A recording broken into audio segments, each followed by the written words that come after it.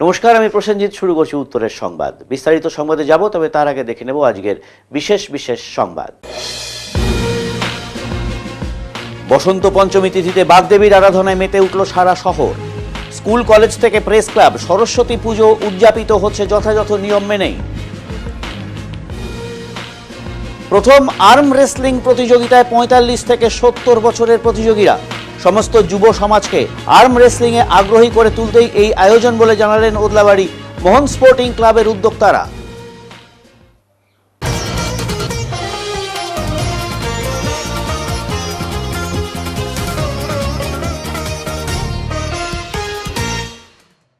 জলপাইগুড়িতে শুরু হয়েছে বাগদেবীর আরাধনা চলছে বেশ জাঁকজমকপূর্ণভাবে। শহরের বিভিন্ন এলাকায় স্কুল কলেজ থেকে শুরু করে বাড়ি বাড়ি সরস্বতী পুজো অনুষ্ঠিত হচ্ছে। বিশেষ করে মহিলা এবং শিশুদের উৎসাহ অনেক বেশি। এবারের বাগদেবী পুজোয় স্থানীয় মানুষদের মধ্যে আনন্দ এবং উৎসাহের পরিবেশ সৃষ্টি হয়েছে। অনেক বাড়িতে বাগদেবীর আরাধনা করা হচ্ছে, যা এলাকার ঐতিহ্যের অংশ হয়ে দাঁড়িয়েছে। এই পুজোর মধ্য দিয়ে জলপাইগুড়ির সাংস্কৃতিক ঐতিহ্য এক নতুন রূপে প্রকাশিত হচ্ছে। পাশাপাশি এলাকার ছোট বড় সব দোকানে উৎসবের আবহ তৈরি হয়েছে। পুজোর দিনগুলোতে এলাকার মানুষজন একত্রিত হয়ে আনন্দে মেতে উঠেছেন।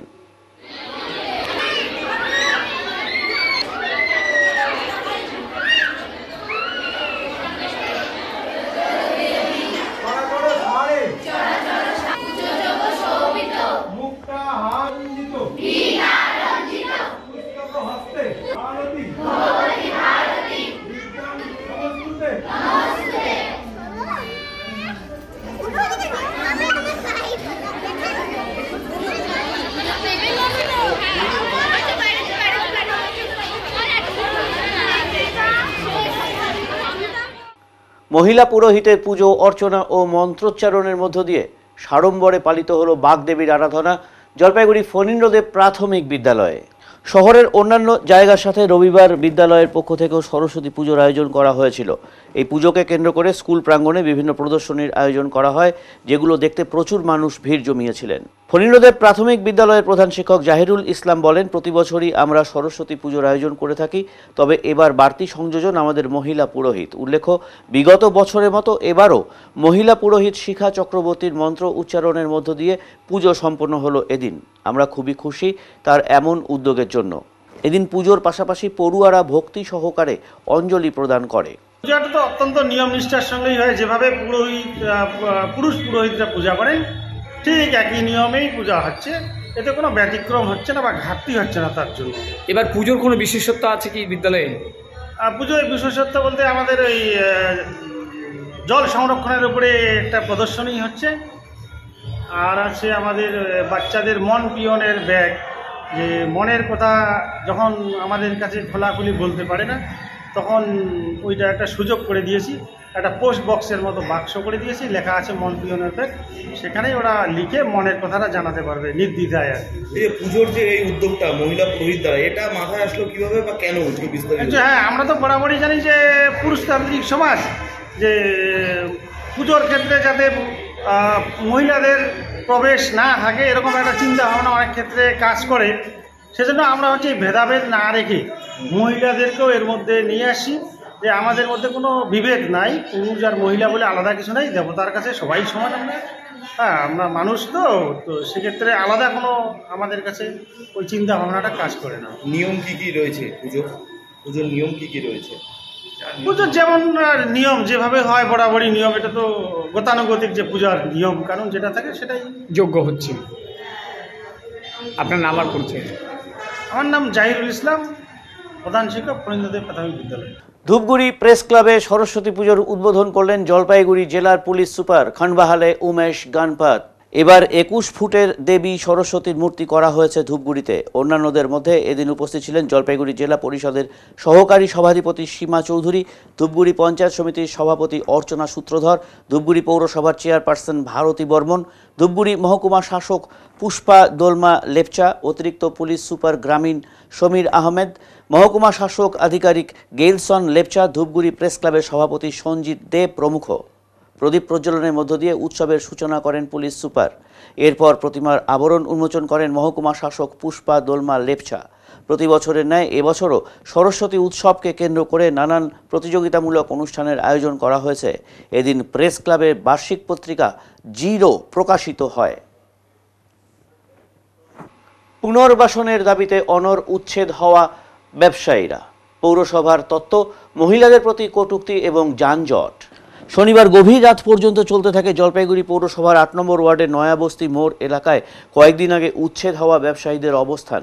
এই প্রসঙ্গে শনিবার রাতে একবার ফের উক্ত ব্যবসায়ীদের অবৈধ ঘোষণা করে পৌরসভার ভাইস চেয়ারম্যান সৈকত চট্টোপাধ্যায় বলেন, একটি সভ্য সমাজে এই জিনিস চলতে পারে না। প্রকাশ্যে মুরগি, পাঠা, খাসি কাটা হচ্ছে, যার প্রভাব পড়ছে শিশু মনে।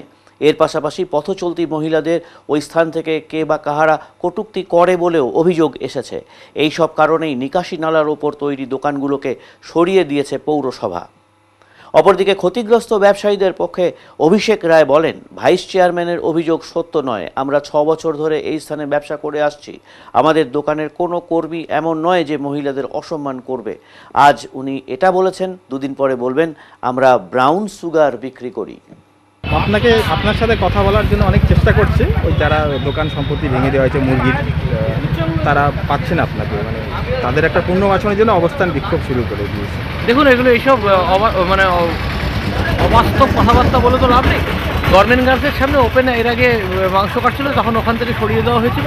তারপরে বিগত 2-2.5 মাস ধরে নয়াবস্তি মোড়ে, যার পাশেই বিএড কলেজ, ওপেন এইভাবে মাংস কাটার প্রথমত দৃশ্য দূষণের মধ্যে পড়ে। 1 নম্বর কথা, সেটা শহর জুড়ে আমরা স্টেপ নিতে চলেছি আগামী দিনে পৌরসভা, যে ওপেন মাংস কাটা যাতে বন্ধ হয়।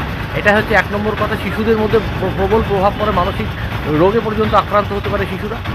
এটা হচ্ছে এক। আর সেকেন্ড হচ্ছে, আপনাকে মাথায় রাখতে হবে, পাশে বিএড কলেজ, অনেক অভিযোগ আসছিল যে সেখান থেকে মহিলাদেরকেও টিজিং করা হচ্ছে, তার কমপ্লেন জমা করেছে। সমস্ত কিছু মিলে সেখানে পৌরসভা প্রথমে 2বার তাদেরকে বলেছে, মৌখিক গিয়ে বলেছিল, আমি গিয়ে বলেছিলাম যেখান থেকে সরিয়ে নেওয়ার জন্য। রাতারাতি কাউন্সিলর জানে না, পৌরসভা জানে না, এই একটা দোকান বের করে মুরগি কাটছি, তারপর খাসি পাঠা কাটা হচ্ছে, সেখানে যানজট হচ্ছে, সেখান থেকে মহিলারা যাচ্ছে, তাদেরকে কেউ কেউ কটূক্তি করছে, কে বা কারা করছে। এটা তো চলতে পারে না, এটা তো একটা সভ্য শহর, এগুলো চলতে পারে না। তাই জন্য পৌরসভার তরফ থেকে এটা ভেঙে দেওয়া হয়েছে। সৈকতবাবুর সাথে কথা হয়েছে, উনি বলছেন নাকি এখানে ইফটিজিং করা হতো, বা পৌরসভাকে না জানিয়ে এখানে হঠাৎ মুরগির দোকান খোলা হয়েছে। আমাদের 6 বছরের দোকান, আমি বললাম না 2-2.5 মাসের দোকান না, 2019-এর দোকান। আর ইফটিজিং আমাদের ব্যাপারে আমাদেরকে যারা চেনে তাদের কাউকে আপনারা জিজ্ঞেস করে নিতে পারেন। ইফটিজিংয়ের কোনো ব্যাপার না, আমাদের দোকানের স্টাফরাও সেরকম না। এখন তো উনি 2 দিন পরে এটাও বলতে পারে যে আমাদের দোকানে ব্রাউন সুগার আমরা বিক্রি করি। এগুলা সব গুজব কথা, ফালতু কথা। আর আমাদের পৌরসভা অগ্রিম কোনো কিছু জানায় নাই, না জানাই দোকানটা ভাঙা হয়েছে। আর আমরা তো সেরকম কোনো বিবাদে যাচ্ছি না, আমরা তো ওনার সাথে কথা বলতে যাচ্ছি, উনি কথা বলুক। কি করবেন তাহলে এখন? আমরা এটা তো কথা বলে একটা মীমাংসায় আসতে যাচ্ছি, একটা বিকল্প কোনো জায়গা বা কিছু। পৌরসভা তো বলছে আপনাদের এখানে বসতেই দেবে না। ঠিক আছে, আমাদের একটা ব্যবস্থা করে দিক, এখানে না বসতে দিক, আমাকে একটা ব্যবস্থা করুক, আমাকে কথা তো বলুক। এবারে নিচ্ছি ছোট্ট একটি বিরতি, ফিরে আসছি বিরতির পর। সব সময় সব দিকের সব খবর পেতে সাবস্ক্রাইব করুন, বেল আইকনটি প্রেস করে আপডেট থাকুন।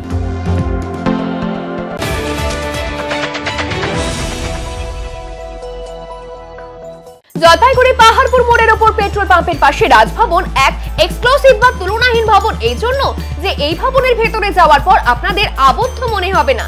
চারিদিকে বড় বড় কাঁচের জানালা থেকে দূরের পাহাড়, সবুজ মাঠ, গাছ, দিঘির জলের পদ্ম, নানা জাতের পাখি দেখতে পাবেন। থাকছে পার্কিং এর বিশেষ সুবিধে। তাই আপনাদের ছেলে মেয়েদের বিয়ে দিতে অবশ্যই ভাবতে হবে রাজভবনের কথা, যেখানে বিয়ে হবে রাজকীয় ভাবে। এছাড়া কনফারেন্স, মিটিং, গেস্ট রুম, অন্নপ্রাশন বা অন্যান্য সামাজিক ক্রিয়ার জন্য উপযুক্ত জায়গা এই রাজভবন।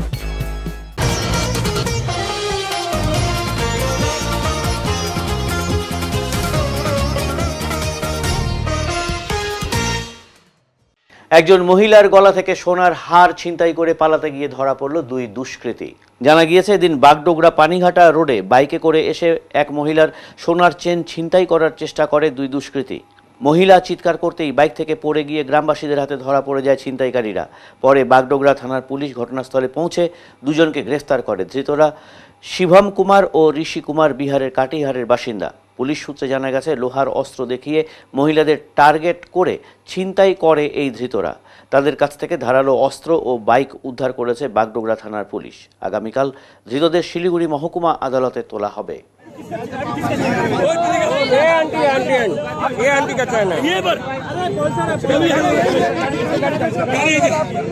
बाइक देखिए ना, बाइक 220।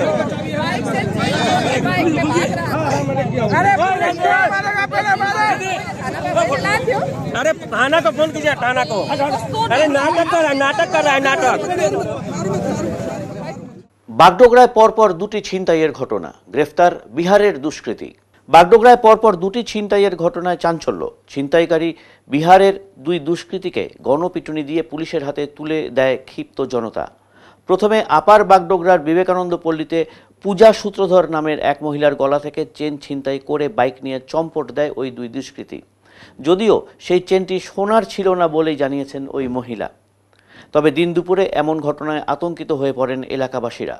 এই ঘটনার তদন্ত শুরু করে বাগডোগরা থানার পুলিশ। ফের আপার বাগডোগরাতেই পানিঘাটা রোড এলাকায় যশোদা থাপা নামে এক মহিলার গলা থেকে সোনার চেন ছিনতাই করে পালাতে থাকে দুই দুষ্কৃতী। তবে স্থানীয়রা তাদের ধরে ফেলে। তাদের কাছে ধারালো অস্ত্র ও এক ধরনের যন্ত্রপাতি পাওয়া গেছে। সাথে সাথে দুই দুষ্কৃতীকে গণপিটুনি দিয়ে বাগডোগরা থানার পুলিশের হাতে তুলে দেয় ক্ষিপ্ত জনতা। পুলিশ সূত্রে জানা গেছে, ধৃত যুবকদের নাম ঋষি কুমার ও শিভাম কুমার। তারা বিহারের কাটিহারের বাসিন্দা। ধৃতদের আগামীকাল শিলিগুড়ি মহকুমা আদালতে পাঠানো হবে। গোটা ঘটনা তদন্ত শুরু করেছে বাগডোগরা থানার পুলিশ।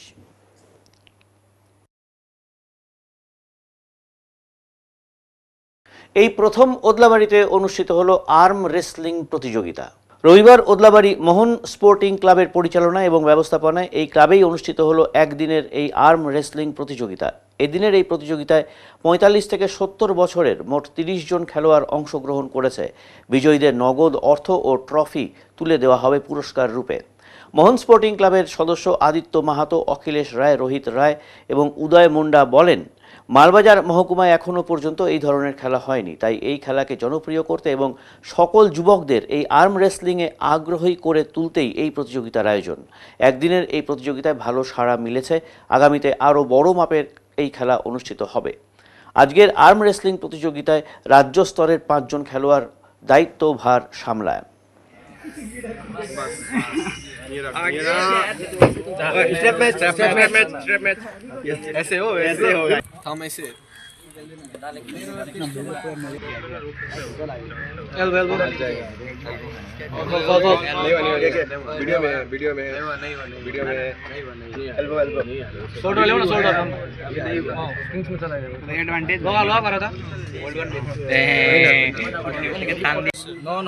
रेफरीज ग्रिप में नहीं बोल सकता।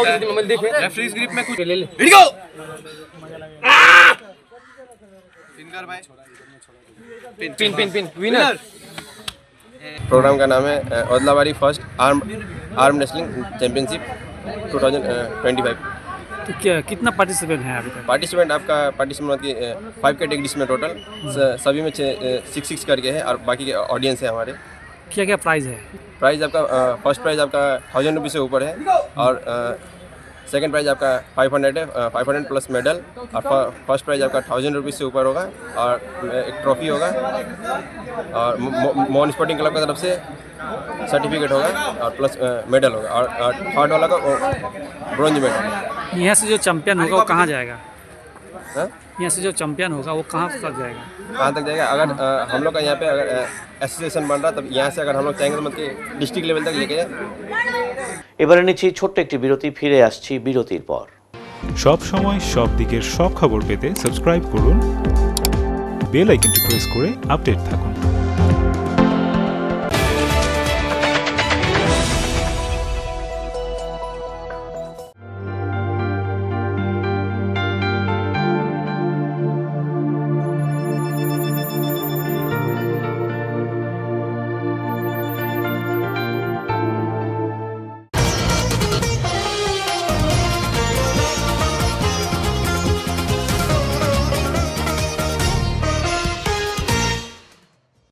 বিশেষ চাহিদা সম্পন্ন ছেলে মেয়েদের নিয়ে ক্রীড়া প্রতিযোগিতার আয়োজন জলপাইগুড়িতে। সক্ষম এর জলপাইগুড়ি ও উত্তরবঙ্গ প্রান্তের পক্ষ থেকে এবার তৃতীয় বার্ষিক ক্রীড়া প্রতিযোগিতার আয়োজন করা হয়। জলপাইগুড়ি মাসকলাইবাড়ি এলাকায় বন্ধু সমিতি ক্লাব ময়দানে আয়োজিত ক্রীড়া প্রতিযোগিতার মধ্য দিয়ে বিনামূল্যে স্বাস্থ্য পরীক্ষা শিবির করেন উদ্যোক্তারা। সহযোগিতায় ছিলেন এসএসবি জওয়ানেরা। ক্রীড়া প্রতিযোগিতায় অংশগ্রহণ করে শতাধিক বিশেষ চাহিদা সম্পন্ন ছেলে মেয়ে। তাদের অনেকেই মুখ ও বধির এবং দৃষ্টিহীন। এছাড়া হাতে পায়ের সমস্যাও রয়েছে অনেকেরই। মূলত খেলাধুলার মধ্য দিয়ে উৎসাহিত করতেই এই উদ্যোগ বলে উদ্যোক্তারা জানান। এই ক্রীড়া প্রতিযোগিতায় অংশগ্রহণ করতে পেরে দারুণ খুশি জলপাইগুড়ির বিশেষভাবে সক্ষম ছেলে মেয়েরা। এবারে আবহাওয়ার খবর।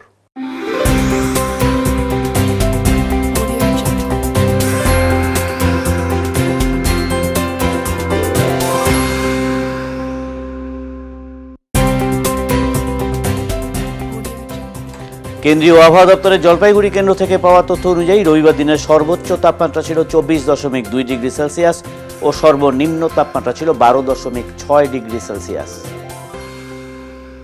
শেষ করবার আগে আজকের বিশেষ বিশেষ সংবাদ আরও একবার।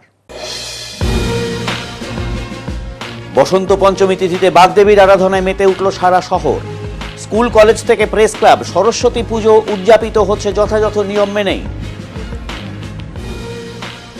প্রথম আর্ম রেসলিং প্রতিযোগিতায় 45 থেকে 70 বছরের প্রতিযোগীরা।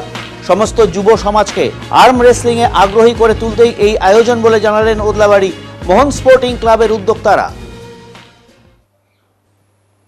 উত্তরের মন পরিবেশিত উত্তরের সংবাদ এখনকার মতন এই পর্যন্তই। নমস্কার।